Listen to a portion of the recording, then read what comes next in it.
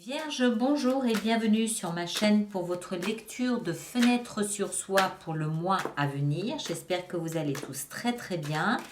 Alors, deux, trois petites choses à rappeler. Cette lecture de fenêtre sur soi est une invitation à l'introspection, une invitation, des suggestions de réflexion, des pistes à creuser.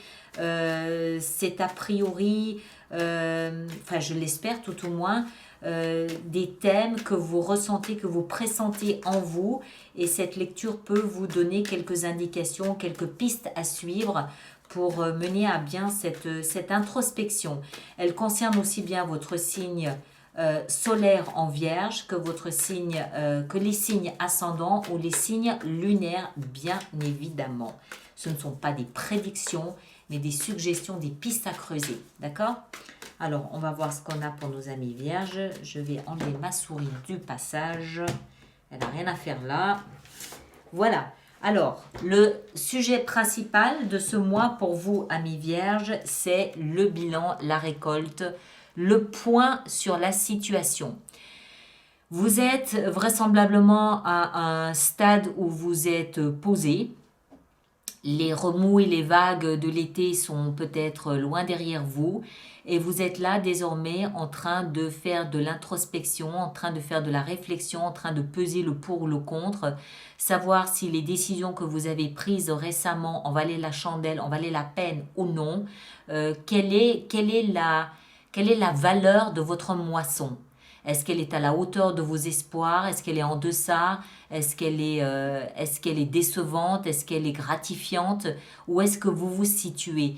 C'est plus vous par rapport aux décisions que vous avez prises.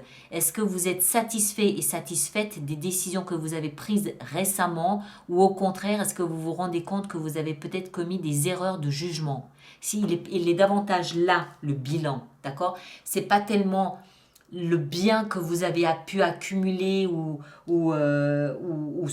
les autres, c'est plutôt vous face à vous. Qu'est-ce que vous avez mis en place de gratifiant et de valorisant durant ces dernières semaines? Où est-ce que vous auriez pu faire mieux? Ou voilà, où est-ce que ça a péché quelque part? Je ne sais pas. Alors, on continue.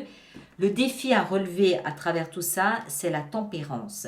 C'est un peu dans le même ordre d'idées. Mesurer le chaud, le froid, se rendre compte de... C'est vraiment peser et sous-peser.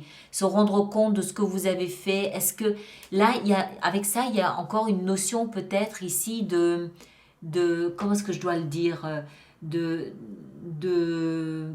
y a une sensibilité supplémentaire qui vient se rajouter à tout ça. Est-ce que vous vous êtes blessé vous-même? Est-ce que vous vous êtes heurté vous-même? Est-ce que vous vous êtes déçu vous-même? Ou est-ce que, au contraire, vous vous valorisez à travers ce que vous avez pris comme décision? Il y a, il y a ici quelque chose de... C'est compliqué là. Hein. Il y a ici quelque chose oh punaise, comment est-ce que je dois le dire? De très intime, de très personnel. Vous n'en parlez pas. C'est quelque chose qui se passe vraiment au très fond de vous-même. Est-ce que vous vous êtes déçu vous-même? Est-ce que vous êtes fier des décisions ou des directions? C'est plus des décisions, des choix que vous avez pu faire. Est-ce que vous êtes en paix avec ça? Est-ce que vous êtes en harmonie avec ça? Est-ce que vous vous êtes peut-être aussi pardonné? Est-ce que vous avez pris le temps et la peine de vous pardonner les erreurs que vous avez pu commettre? Voilà, elle est là l'ambiguïté. Il y a quelque chose de très à fleur de peau dans cette lecture. Quelque chose de très, comme si vous étiez pelé comme une orange, pelé à vif. Est-ce que vous avez pris le temps de vous pardonner les quelques erreurs que vous avez pu commettre là-dedans? D'accord? C'est le regard que vous portez sur vous-même qui est important ici, qui peut être réparateur ou destructeur. D'accord? On continue. Le passé, ouais. Dans le passé, il y avait peut-être des pensées un peu de cauchemar, des pensées un peu angoissantes, un peu d'anxiété, un peu de... Mais moi, je ressens fortement que ça n'a rien à voir avec l'extérieur. C'est vous face à vous-même. C'est comme s'il y avait quelque chose qui vous hantait, comme s'il y avait quelque chose qui était dans vos pensées pendant la nuit, pendant votre sommeil, et qui générait une angoisse. Alors, c'est là où ça, c'est important. Parce que être honnête avec vous, être doux avec vous, être tendre avec vous, être sincère avec vous, peut vous permettre d'être très réparateur envers vous. D'accord? On fait tous des erreurs. Bon, ben voilà, mea culpa, je me suis fait du mal, pardon. Pardon à moi-même. Mais ça peut être, si vous ne le faites pas, ça peut être, ça peut être, ça peut être, il faut le faire. C'est réparateur. D'accord? C'est de la douceur ici dont on a besoin. Mais c'est très intime, hein. C'est quelque chose de très intime, mais j'arrive pas à mettre le mot juste dessus. C'est très à fleur de peau. Vous êtes très à fleur de peau avec vous-même. C'est comme si, en fait, vous aviez ouvert une porte sur un domaine dont vous n'étiez pas fier et un domaine qui vous fait peut-être très mal parce qu'il touche une blessure très profonde. Et là, vous avez l'occasion d'apporter beaucoup de douceur dedans. Mais ça nécessite, encore une fois, de la réflexion, de faire le bilan, le point de tout ça. D'accord? Je vois cette orange pelée à vif. Donnez-lui beaucoup d'amour. Donnez-lui beaucoup d'amour. On continue, on va voir. Dans votre tête, le diable. Le diable.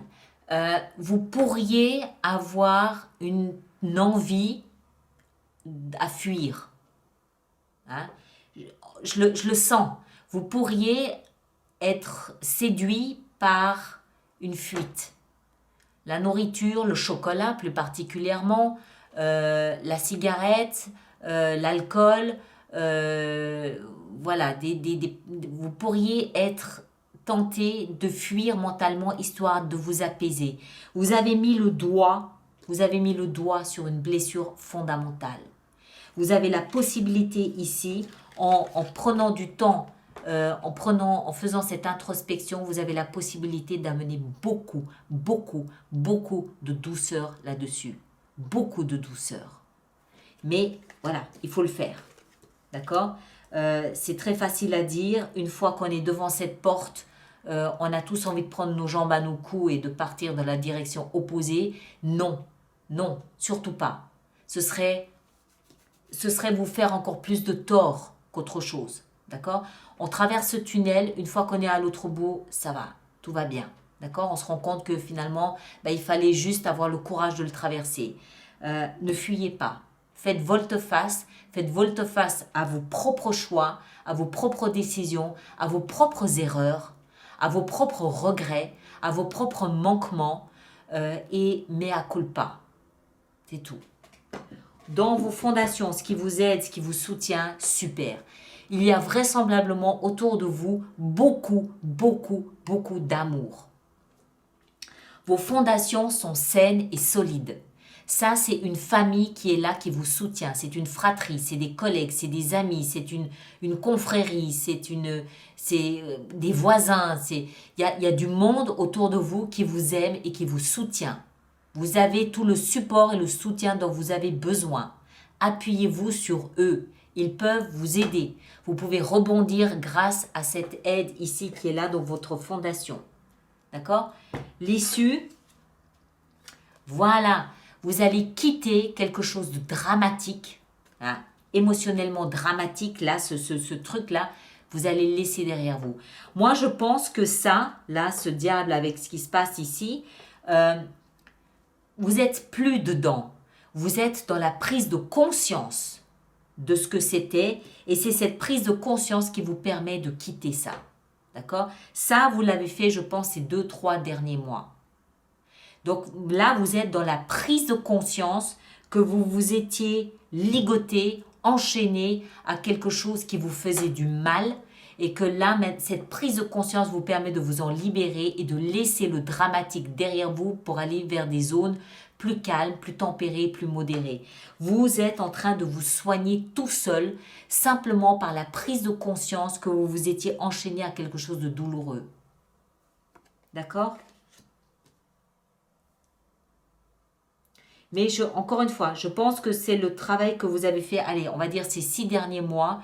Et aujourd'hui, là, ce mois-ci, c'est la prise de conscience de ce que vous avez vécu et traversé qui vous permet de donner ce petit coup de collier et quitter des eaux tumultueuses pour aller vers quelque chose de plus calme et de plus apaisant pour vous. D'accord ? Alors, si on avait un conseil à vous donner, lequel serait-il?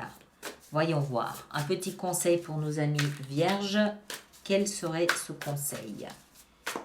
Quel serait ce conseil? Un conseil pour nos amis vierges. Un petit conseil ici. Et oui, 9 de coupe. Écoutez attentivement vos rêves et vos désirs.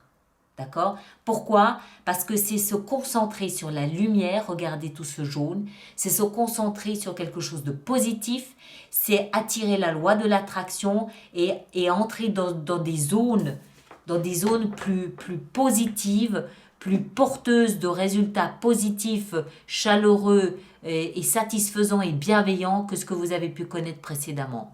Écoutez vos rêves vous guident, ils vous donnent le ton de ce que vous êtes capable de faire.